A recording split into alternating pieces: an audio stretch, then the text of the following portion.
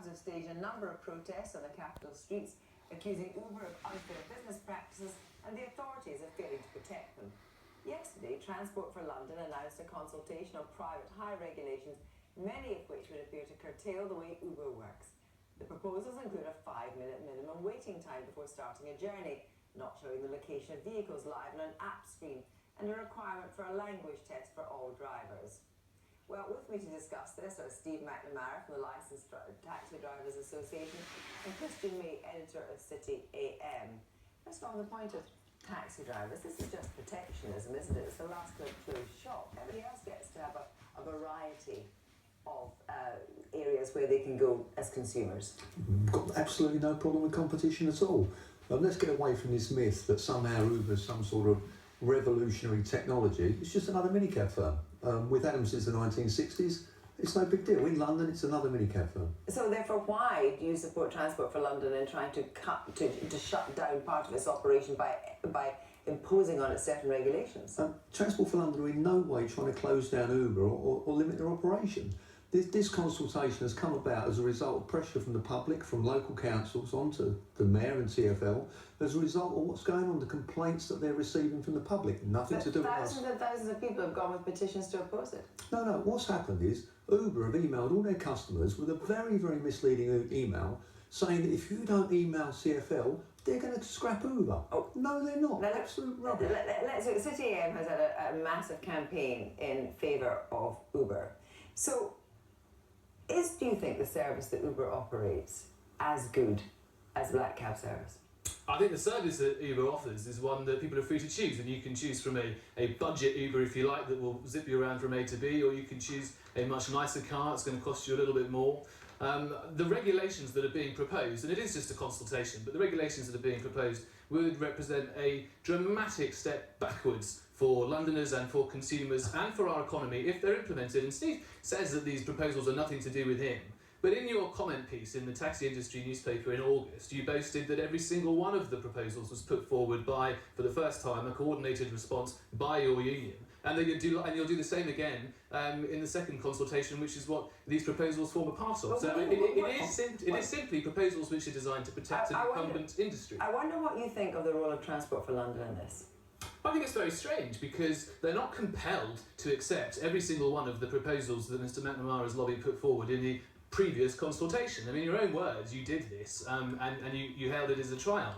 I think what TfL has done is take far too much of what the taxi lobby have proposed to protect their incumbent electors. Can I just say the one thing, I mean, it's about choice for the customer and so forth.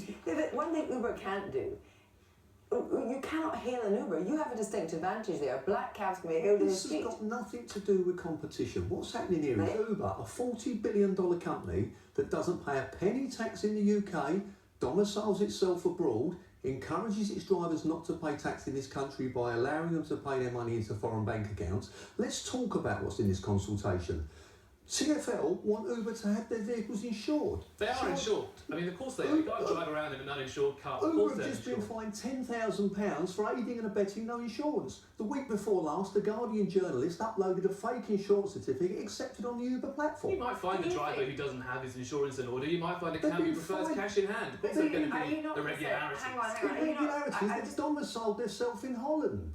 They don't pay a penny tax. We're talking about the drivers and we're talking about the consumers. Let's talk about the consumers at the moment. Because one thing that Uber doesn't do is do the same CRB checks that black cabs do. Do you think that Uber needs to up its game?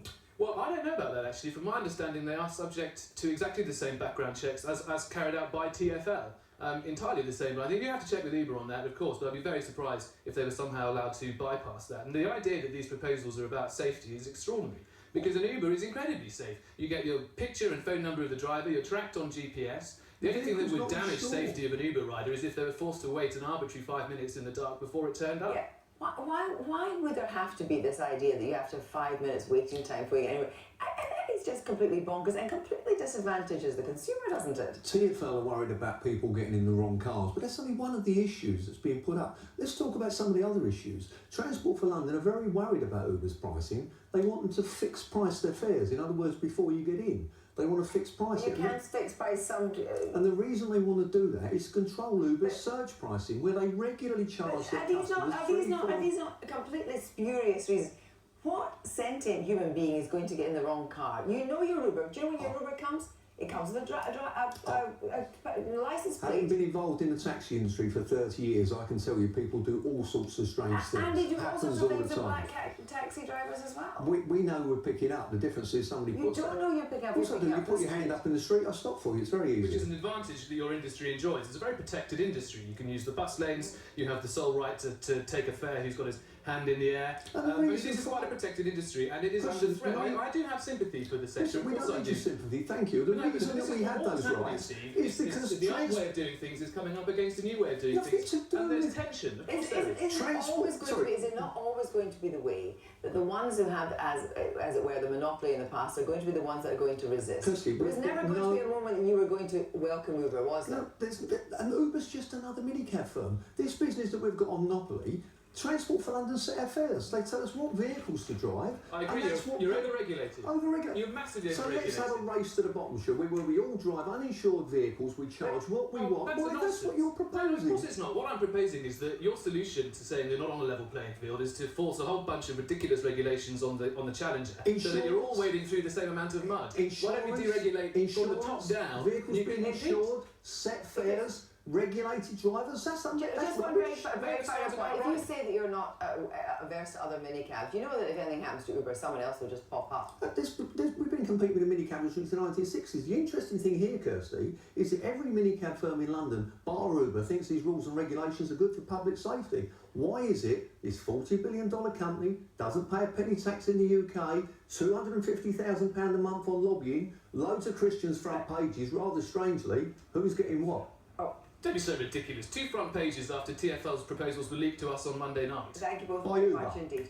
I'm afraid that's all we have time for. Go home either by an Uber or a black taxi. I'll be back tomorrow. Good night.